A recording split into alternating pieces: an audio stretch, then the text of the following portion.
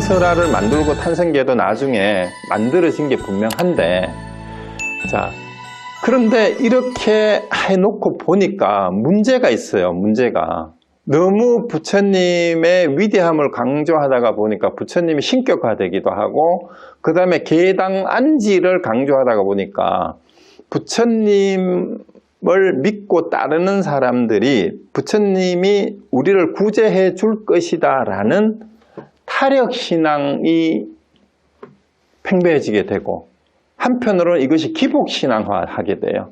그 대승불교의 공과가 여기에 나타나는 거예요.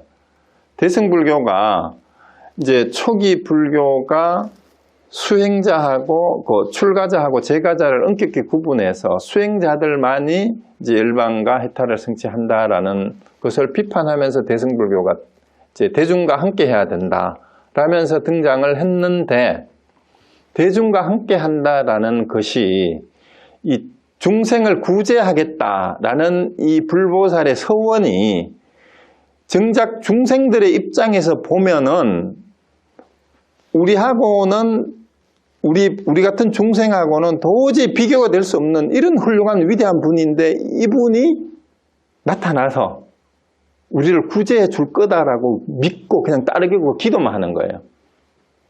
이러다가 보니까 사실은 오늘날 현대의 전 세계를 다 막론하고 어느 나라든지 어느 종교든지 양적인 숫자의 절대다수의 신도들은 대부분이 자기 종교가 믿는 신이나 절대자나 뭐 부처님이나 뭐 하느님이나 별 차이가 없어요.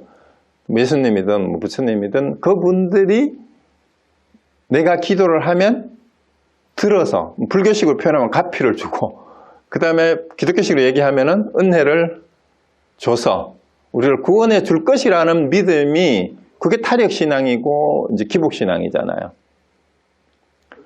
그래서 대승불교의 공과라고 하는 게 이 양측면이 있단 말이에요. 대중과 함께 한다라는 것도 있지만, 한편으로는 대중들을 또 이 기복신앙으로 이끌게 되는 이런 게 이제 중생구제나 시아본사라는 이제 스승은 뭐예요? 도사고 스승이라는 뜻은 내가 내 인생을 제대로 살도록 일깨워주는 사람이지, 내 삶을 대신 살아주는 사람이나 나를 구제해주는 사람은 아니거든요. 그런데 이것이 구제라는 말, 편안하게 해주겠다라는 말로 가면은 내 대신 부처님이나 보살이 와가지고 내 삶을 편안하게 해줄 것이다 라는 믿음으로 가버려요. 물론 종교니까 그럴 수밖에 없죠. 그랬을 때 기복신앙으로 갈 수밖에 없어요. 대다수의 민중들한테는. 자기 스스로 이제 고통을 극복해낼 수가 없으니까. 그래서 이 선사들이 이러한 부분을, 부처님을 지나치게 신격화하는 부분하고, 그 다음에 또 하나 이제 이 신도들의 기복신앙화하는, 타력신앙화하는 이런 부분을 어쩌면은 타파하고 이제 속된 말로 박살을 내버린 사람들이 이 선사들이 아닌가, 선불교가 아닌가라는 생각이 들어요. 그래서 부처님의 탄생을 두고 이 중국의 선사들은 극단적인 운동을 한 사람들이 굉장히 많아요. 우리가 잘 아는 임재선사의 살불살조라는 말이나 운문무론 스님이 아까 얘기했던 이제 부처님을 그때 탄생할 때 자기가 그 자리에 있었으면 한 몽둥이에 때려잡아가 걔한테 던져줬으리라, 이런 얘기들을 하는데 도대체 이게 뭔 뜻인지를 한번 보겠습니다. 그럼 이게 부처님을 이렇게 능멸할 수가 있냐 말이에요. 부처를 죽인다 하고 몽둥이를 때려잡아서 걔한테 준다고, 걔밥으로 준다는 얘기니까, 이게 이제 일부 신심이 있다는 불교 신도들은 이런 얘기들을 들으면은요 싫대요, 불교가. 그래서 어떻게 불자가 이런 말을 함부로 하느냐 이렇게 얘기하는 사람이 실제로 주변에도 있어요. 저한테도 많이 있습니다. 근데 저는 개인적으로 이 신앙으로서 불교를 접하지 않아가 대학생 때 이 인재 스님의 살불살조하고 운문 스님의 운문록을 처음 읽다가요, 그때 20대 초반에 내가 운문 스님의 이 말을 듣고 내가 완전히 뒤통수로 내가 얻어맞은 것처럼 정신이 퍽쩍 들고, 야, 내가 이게 약간 비스듬히 침대에 누워가지고 이 책을 보고 있다가 벌떡 일어났어요. 야, 이거 뭔가 멋있는 게 있다. 충격으로 와닿았던 그런 기억이 있는데, 그래서 나중에 이제 공부를 하면서 살펴보니까 이 부처님 탄생하고 관계되는 화두가 여러 개가 있는데 그 대표적인 게 선문염송 1칙하고 2칙이 이제 부처님 탄생하고 관련되는 건데, 선문염송은 우리나라 고려 말에 그 보조국사의 제자라고 하는 해심국사가 이게 편찬한 그 선가에 전해져 내려오는 이제 여러 가지 그 부처님으로부터 그 이전에 여러 스님들 사이에 있었던 법문이나 선문답을 이제 그 에피소드 형식으로, 화두 형식으로 이렇게 기록해 놓은 거예요. 근데 제일 첫 번째 나오는 게 여기에 우리가 흔히 1700공안이니 뭐 이런 얘기를 하는데, 이 선문염송에는 한 1400 몇 개인가 이제 이런 화두가 있어요. 실려 있는데, 그 중에 첫 번째 화두에 해당이 되는 게 이제 부처님이 도솔촌에서 내려왔다라는 뜻이 뭐냐라는 그 화두인데요. 이 본문에 이렇게 기록되어 있습니다. 석가세존은 도솔촌을 떠나기 전에 이미 왕궁에 태어났으며 어머니 뱃속에서 나오기 전에 이미 사람들을 모두 제도하였다. 이 도대체 말이 안 되는 소리예요. 그죠? 그러니까 도솔천에서 내려왔다라는 것도 믿기가 힘든데, 그죠? 역사적인 사실로 보면 믿거나 말거나인데, 도솔천을 떠나기 전에 이미 왕궁에 태어났대요. 그 다음에 이제 선사들 얘기처럼 또 뭐 그거는 또 그렇다 치고, 뱃속에 나오기도 전에 이미 모든 사람들을 다 제도했대요. 깨닫고 나서 나중에 중생을 제도하리라가 아니라 이미 제도해서 끝마쳤다라는 거죠.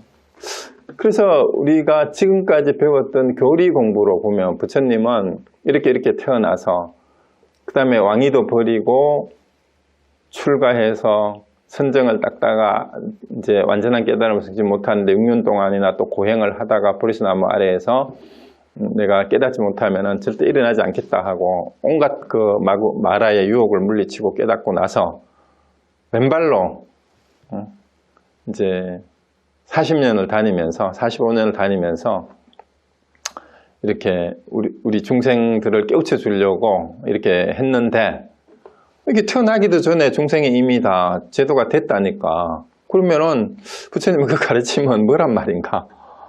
그래서 하여튼 이제 이 말에 대해서 요거는 여러 가지 선문염송에 보면 많은 스님들이 여기에 대해서 각각 한마디씩 한 게 있어요. 있는데 제가 보기에 선문염송의 1칙, 2칙에서 여러 1400 몇 칙, 1500칙 가까이 되는 칙에 대해서 이제 중국이나 한국의 대부분 중국 스님들이죠. 스님들이 한마디씩 한 게 있어요. 근데 그게 기록된 것도 그냥 어느 스님이 이렇게 했다라고만 기록이 돼 있는데, 거기에 대해 말한 것도 잘못 말하게 틀리게 말한 것도 있어요. 그건 어떻게 아느냐? 그건 화두를 깨쳐봐야 알아요. 근데 점검을 해보면 아는데, 그 중에 제가 참고로 할 만하기에 좋은 스님 걸 한 서너 개 이렇게 그냥 옮겨와 봤는데요. 그냥 미루어 짐작만 한번 해보세요. 어느 부분에 초점을 맞춰야 될지. 권산원이라는 분이 이제 거기에 대해서 이제 송을 했다는 말은 이제 그게 그 개송으로 했다 이 말이죠. 주석을. 도솔천을 여기 전에 벌써 부왕의 궁전에 내려왔고 중생을 다 제도하였다 하였어도 아직도 어머님 뱃속에 있다 하니 참으로 묘한 재주가 아니요 또 신통도 아니니 공연한 생각을 짓지 말고 말 속의 뜻을 알도록 하라. 말 따라가지 말라는 얘기예요. 그 다음에 대해 종고 스님이죠. 바로 가나선의 교과서라고 하는 서장을 지은 스님이에요. 이분은 비수 끝에 발린 꿀을 할지 말고, 비수 끝에 발린 꿀은 할지 말고, 비상 알죠? 독국물이죠. 파는 집에선 물맛을 보지 마라. 할지 않고 맛보지 않아 모두 범하지 않으면 말이야. 분명히 비단을 입고 고향을 돌아가리라. 그러니까 잘못 걸려 들어가지 말라 이 말이에요. 엉뚱한데. 그러니까 그 다음에 주감규가 시비의 소용돌이에 몸을 던지고 호랑이 떼 속에 자유로이 다닌다. 나에게 시비를 가리라 하지 말라. 평생의 공부와 관계가 없다. 그 다음에 성원이 상당하여 이야기를 듣고 말하기를 학면노자, 부처님을 이렇게 불러요. 끝내 한 조각의 판자를 메고 한쪽만 보았으므로 후대 사람들로 하여금 전력을 다해 허우적거려도 일어나지 못하게 만들었구나. 자, 요거예요, 요거. 요 부분 잘 기억하세요. 이 송원이 한쪽만 봤으므로 후대 사람들로 하여금 전력을 다해 허우적거려도 일어나지 못하게 만들었구나. 이것 때문에 이제 아마 이 칙에 와가지고 스님들이 더 가격한 말이 나오는지도 모릅니다. 자, 이 선문 염성 이 칙은 뭐냐 하면 주행칠보라는 말은 이제 일곱 걸음 걸었다 사방으로 이제 이 얘기에 대해서 하는 거예요. 자, 세종께서 처음 탄생하실 때 두루 일곱 걸음 걸으시고 눈으로 사방을 둘러보시고 한 손으론 하늘을 가리키시고 한 손으론 땅을 가리키시면서 하늘 위나 하늘 아래 나만이 홀로 숭배하다 하셨다. 이때 운문문언이에요. 운문 스님이 염하되, 염이라는 말은 들어 보였다 이 말, 거론하다 이런 뜻이에요. 내가 그때 이 꼴을 보았더라면 한방망이로 때려 죽여 개나 배불리 먹게 하여 천하가 태평하게 했을 것이다. 자, 여기도 초점이 어디에 맞춰야 되냐면요, 천하가 태평하게 했을 것이다에 초점을 맞춰야 됩니다. 한번 보시고 나서 이 운문의 이 말에 대해서 이제 사람들이 너무 충격적인 말을 하니까 다 한마디씩 막 여러 말을 했는데, 그 중에서도 제가 이제 또 몇 개 이제 뽑아본 게 뭐냐 하면은요, 삽계익이라는 사람이 일곱 걸음 두루 걸어 알몸을 드러내는 하늘이나 인간들에게 겨룰 리 아주 없네. 새벽에 걷는 것 보는 사람 없다 마라. 간밤부터 걷는 이가 있는 줄을 모르는가. 이렇게 얘기를 했고요. 그 다음에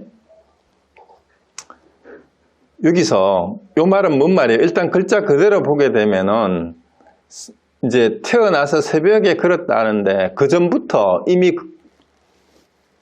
석가가 아기부처 시타르타가 태어나서 일곱 걸음 걷기 전에 먼저 걸었는 사람이 있다 이 말이야.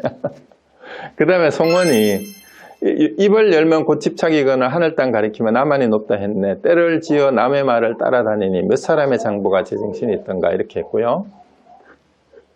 그 다음에 설두현이 법안에 대해서 했는 말이 있어. 아, 여기 하나 빠졌네. 아, 요거 맞구나. 설두현이 이제 운문의 기사가 대단하기는 하나 불법의 도리는 없다. 이렇게 얘기를 했어요. 그러니까 운문 스님이 이제 한몽병에 때려서 걔한테 준다라고 했는데 설두현이 운문을 평가한 거예요. 운문의 기세가 대단하기는 하나 불법의 도리가 없다. 대신 말하기를 아무도 증명하는 사람이 없구나 한 것을 들고는 다르게 말하되 의심치 않는 경지에 걸렸구나. 또 이 이야기에 이어 운문의 염을 듣고는 말하되 선상을 얼른 뒤엎었어야 할 것이다. 이렇게 했는데 법영이 설두는 남의 허물만 볼 줄 아는구나. 이렇게 얘기를 했고요. 그 다음에 한번 봅시다. 낙야각이 운문이야말로 이게 또 이제 웃기는 거예요. 깊고 깊은 마음을 티끌 같은 세계에 바치려 하니 바로 부처의 은혜를 갚은 사람이다. 이렇게 평가를 했어요. 이제 걔한테 던져준다라고 했는 거를 두고 이게 부처님이 은혜를 갚은 사람이라고 평을 했단 말이에요. 그런데 금산원이 이 얘기를 듣고 이제 법안스님이 얘기를 해요. 법안이 처음 들을 때 온몸에 진땀을 흘리면서 운문이 부처를 비방했다 이렇게 했는데 20년 뒤에 알고 알아채고는 몹시 기뻐하면서 법당에 올라 말하기를 운문의 기계가 왕과 같으나 불법의 도리는 없다. 이랬는데 운문은 이 얘기를 듣고는 나의 평생 공부가 법안에게 들켰다. 엿보였도다. 이렇게 얘기를 한 거예요. 그래서 금산원이 다시 법안이 비록 운문을 엿보았으나 운문을 붙들어 일으키지는 못했으므로 나는 말하노니 범아제비가 앞섰더니 참새가 뒤를 따른다. 그 뒤에 총알을 가진 사람은 어쩌는 줄도 모른다. 누가 이 말의 뜻을 찾아내면 나도 30방망이를 맞아야 되리라. 자, 이런 얘기들이 있는데 이게 사실 뚱딴지 같은 소리 같죠? 근데 어쨌거나 이제 여기서 얘기하고 싶은 건 두 가지예요. 부처님이 태어나기도 전에 이미 중생들이 다 제도됐다라고 표현했는 이 말 기억하시고요. 또 하나는 운문이 그렇게 걔한테 던져준다라고 구건을 했는데도 불구하고 부처님의 은혜를 갚았다라고 평가하는 사람이 있는 반면에 또 한편 운문의 허물을 지적하는 사람이 있어요. 그리고 법안스님처럼 법안종의 개조잖아요. 20년 전에는 공부가 덜 됐을 때는 운문이 부처를 비방했다라고 싫어했는데 20년이 지나고 알고 나서 너무 기뻐했다. 기뻐했는데 운문이 틀렸다라고 얘기를 한 거예요. 기계는 왕과 같지만 불법의 도리는 없다라고 얘기를 해야 돼요. 자, 그래서 여기에서 지적해야 될 게 이제 앞에 선문연수국 제1칙에서는 결국은 부처님이 태어나기 전에 중생이 이미 다 제도에 마쳤다라는 이 말하고, 그 다음에 여기서는 운문 스님이 부처님을 그렇게 얘기했을 때, 자, 운문은 부처님의 허물을 지적을 하면서 자기 허물을 또 범했어요. 그러니까 뒤에 한 사람들은 운문의 기계를 알지만 운문이 불법의 도리에 어긋나서 자기 발등을 찍었다라는 것도 지적을 할 수 있어야 돼요. 그래서 이제 이거는 하두로서 여러분들이 점검을 해야 돼요. 참고를 해서 점검을 해야 되는데, 일단 그냥 뭐 얘기를 한다고 되는 건 아닌데, 이 지금까지 있었던 이 탄생계를 둘러싼 논쟁을 제 식으로 한번 정리를 해 보겠습니다.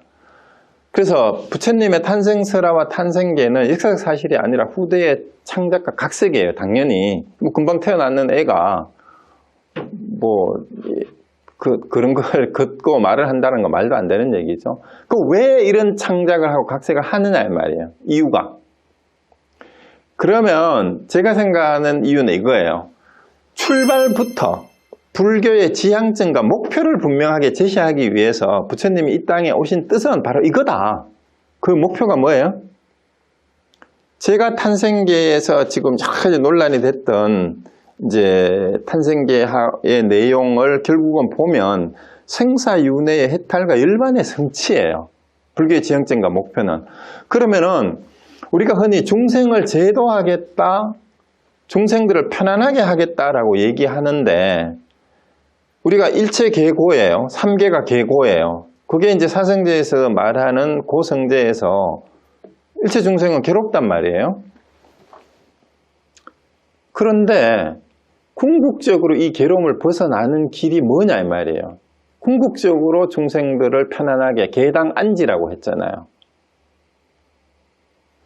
자, 여기에서 계당 안지를 괴로움에서 벗어나서 일체 중생들을 행복하게 해주겠다. 요즘 말로 행복이겠죠. 이러다가 보니까 마치 3계 계고 계당 안지가 부처님이 가르침을 통해서 요즘 심리학이나 상담 심리하는 사람들이 상담을 통해서 긍정적인 마인드를 가지고 행복하고 편안한 마음으로 살도록 해주는 것처럼 이런 식으로 얘기를 해가요. 근데 그게 진정한 행복이고 진정한 편안함일까 이 말이에요. 물론 심리적으로 도움이 돼요. 불교 3당 심리라는 과목도 있어요. 요즘은 그걸 또 연구하는 사람들도 있어요. 근데 궁극적인 행복과 궁극적인 편안함은 결국 어디에서 성취가 돼요? 궁극적인 괴로움을 떨쳐버려야 돼. 괴로움의 근원이 뭐예요? 괴로움의 근원이 사성제에서는 가래라고 해요. 12연기법에서는 괴로움의 근원이 뭐예요? 괴로움으로 표현이 된 게 생사윤회하는 고통인데, 그게 근본적인 원인이 뭡니까? 12연기에서는 무명이에요. 무명. 그러면 가래와 집착, 무명을 떨쳐버리는 길은 그로부터 해탈하는 것밖에는 궁극적인 행복과 안락은 없어요.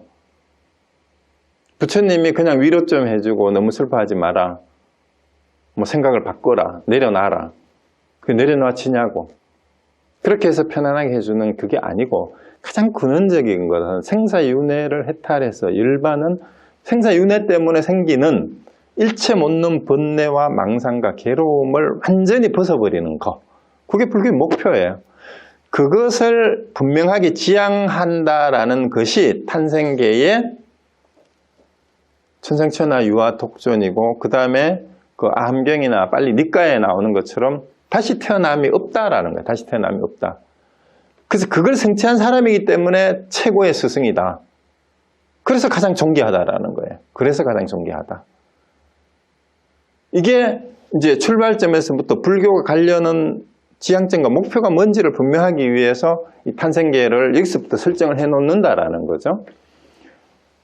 그리고 이제 또 하나가 이제 논쟁이 됐던 니까야하고 아함경에는 없는 한역 탄생계, 상계교구 계당 안지의 해석이 타력신앙이나 기복신앙으로 받아들여질 여지가 많다라는 거예요. 아까 말씀드렸던 것처럼. 심지어 반야신경도 그래요. 근데 상계계곡 계당안지는 암경이나 니과에는 없어요. 근데 반야신경에 여러분 반야신경 공부해 보셨지만 관자재보살 행신반야 바라밀다시 조견 오온 계공하고 도일체 고액이라는 말이 나오는데요. 제가 보기에 반야신경에 쓸데없는 구절이 바로 도일체 고액이에요. 군더더기예요. 왜냐하면 나도 한문경전만 볼 때도 이게 왜 붙었지라고 의문을 품었었는데 아니나 다를까 산스크리트 원문도 사실은 어디서부터 유래된지 모르지만 산스크리트 원문에는 도일체 고액에 해당되는 말이 없어요. 근데 없는 게 당연해요. 왜? 오온계공인데 제도해야 될 괴로움이 따로 없어요. 우리 괴로움이 생기는 건 오온을 나라고 집착하는 데서 생기잖아.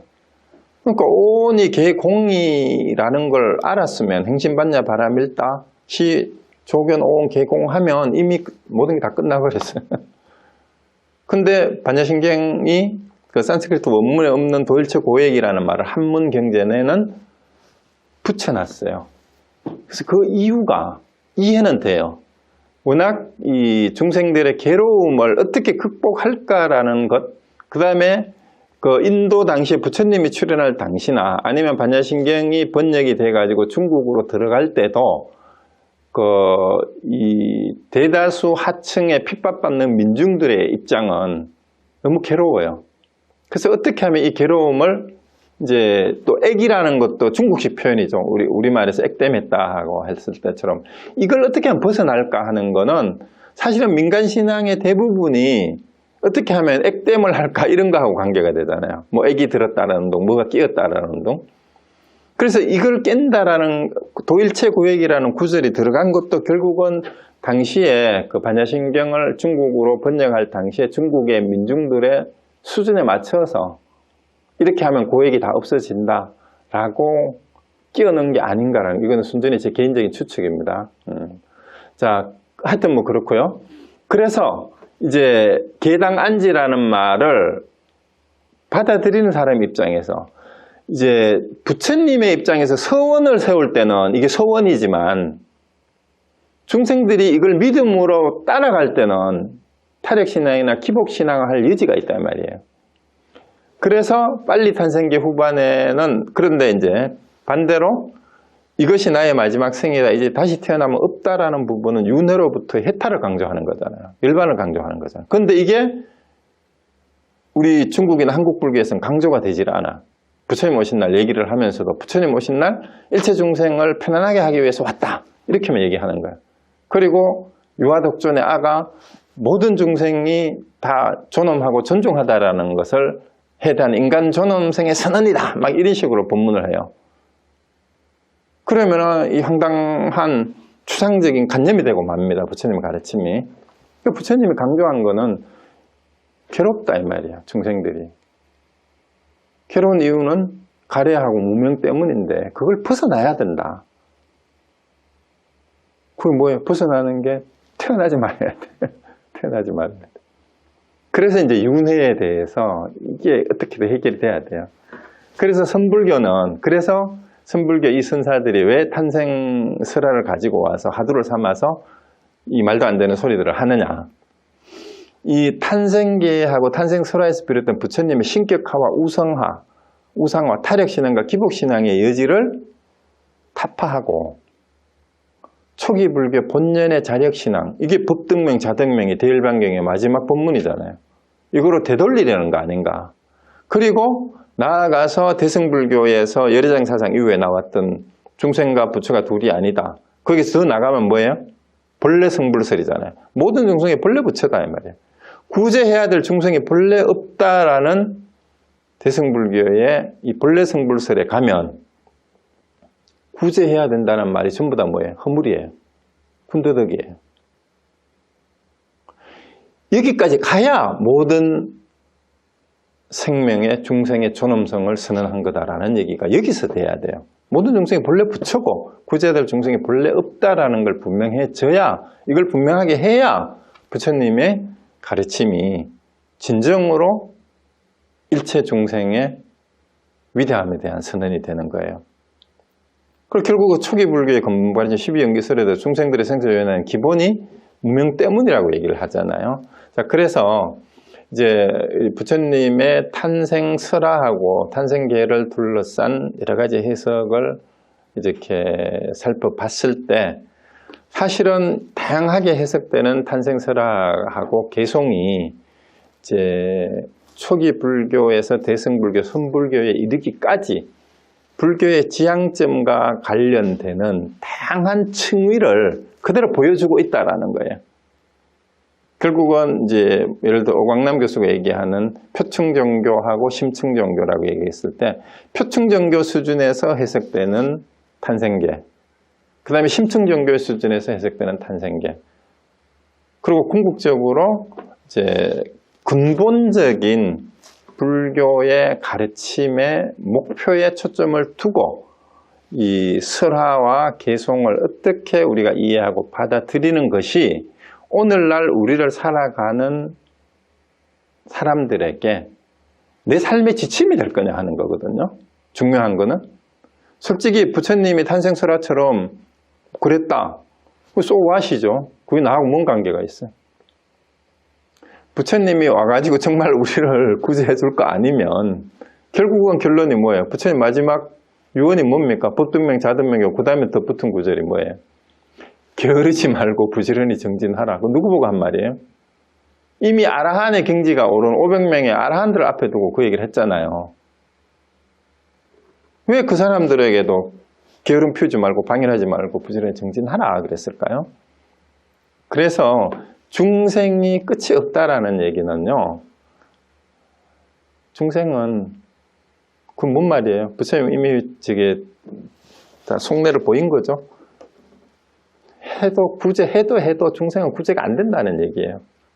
중생이 끝이 없다는 얘기는 끝없는 중생을 그래도 다 제도하겠다는 말은 뭔 말이에요? 그렇지만 포기하지 않겠다라는 거예요. 그렇지만 포기하지 않겠다. 그럼 우리도 마찬가지입니다. 우리가 흔히 하는 말이 그런 게 있잖아요. 아, 세상 사람들이 야, 그렇게 어떻게 사냐. 그거는 성인들이나 하는 거지. 맞아요. 성인은 소수예요. 대부분의 보통 사람들은 그런 수행이나 이런 공부를 제대로 못해요. 그렇지만 우리의 목표나 지향점이 대중노선의 목표를 주면 안 되잖아. 민주주의는 뭐 그렇게 해야 되지만, 그래서 우리의 삶의 목표의 지향점은 적어도 부처님에게 두고 우리 삶을 매일매일 게으르지, 어떻게 하면 조금 덜 게으르게, 상대적일 수밖에 없어요, 우리는. 그래서 이제 정진하는 방향으로 자리를 잡아서 이제 왔다 갔다 헷갈리면서도 갈까 하는 게 현실이죠. 우리가 처해 있는 현실이죠. 그나마 이제 이 토요일 오후에 바쁜 중에도 이런 시간 내서 부처님의 말씀을 공부를 하고 우리 삶에 조금이라도 도움이 되는 한 구절이라도 있으면 그것을 내가 챙겨야겠다라고 마음을 먹는 것이 부지런히 게으름 부리지 않고 정진하는 거예요. 근데 하루 중에 그 마음을 1분도 못 내는 사람이 있고, 그래도 하루 중에 1시간이라도 내는 사람이 있고, 오늘 벌써 1시간 반이나 그 시간 마음을 내신 거잖아요, 여러분들은. 그것이 이제 늘어지면 결국은 부처님의 가르침을 따라서 우리가 가게 되는 게 아닌가라는 생각입니다. 그래서 오늘 그 부처님의 탄생계를 둘러싸고 이제 말씀드리고 싶었던 게 바로 그거잖아요. 유아독존의 의미하고 관련해서 사실은 이거는 석가모니 부처님의 위대함을 드러내는 구절일 수밖에 없고, 그래서 우리가 그분의 가르침을 지금 이렇게 2600년이나 후대에 태어나서 배우고 있는 거예요. 그런데 그 위대함을 강조하다가 부처님을 신격화하거나 우상화해서는 되지 않는다. 그리고 이제 여기 결론에서 부처님의 은혜를 갚았다라는 얘기는 부처님이 진정으로 우리에게 원하는 것이 뭐였을까요? 너도 해탈을 할 수 있다. 너도 깨달아서 부처로 살아라. 그런데 부처님을 신격화하고 우상화해서 믿음의 숭배의 대상으로 만든 무리들에게 운문 같은 사람은 그걸 깨버린 거예요. 그러니까 그거를 두고 부처님의 은혜를 갚았다라고 평가를 할 수 있지만, 하지만 운문이, 내가 운문에게 한마디 붙인다면 개에게 던져주리라, 한 몽둥이로 때려잡아서 개에게 던져주리라 했는데 개한테 던져주기 전에 먼저 몽둥이에 맞아 죽은 놈이 누구인지를 돌이켜봐야 돼요. 그래서 음문은 개한테 던져주기 전에 이미 몽둥이로 얻어 터져서 다리 몽둥이나 팔이 부러졌을 거다. 이게 제가 음문에 대한 평가예요. 그래서 이 두 개를 같이 알아야 돼요. 비록 이제 우상화와 신격화에 대한 또 기복신앙에 대해서 이거를 깨트리긴 했지만 저희도 그걸 알아야죠. 그럼 음문이 모르고 그랬을까요? 알고 했어요. 알고 했으니까 음문이 뭐라고 대답을 했죠? 음문이 나의 평생 공부가 법안에게 엿보였도다 들켰다는 얘기예요. 모르고 한 얘기 아닙니다. 그래서 이제 선사들이 하는 그 얘기 속에 말의 뜻이 뭔지를 알고 그러면서 또 허물을 지으면서조차 부처님의 가르침을 제대로 전하려는 선사들의 노력이 이렇게 좀 그건처럼 들리는 이제 선문답으로 나왔다라는 것을 여러분이 공부를 하시다가 보면 법안이 20년 전에는 이게 부처님을 비방하는 건 줄 알았는데 뜻을 알고 나서 너무 기뻐했다 그랬잖아요. 여러분들도 이제 이 뜻을 제대로 알고 많은 분들이 기뻐서 같이 뜻을 나눌 수 있는 그런 분들이 더 많이 생겼으면 좋겠습니다. 오늘 여기서 마치겠습니다.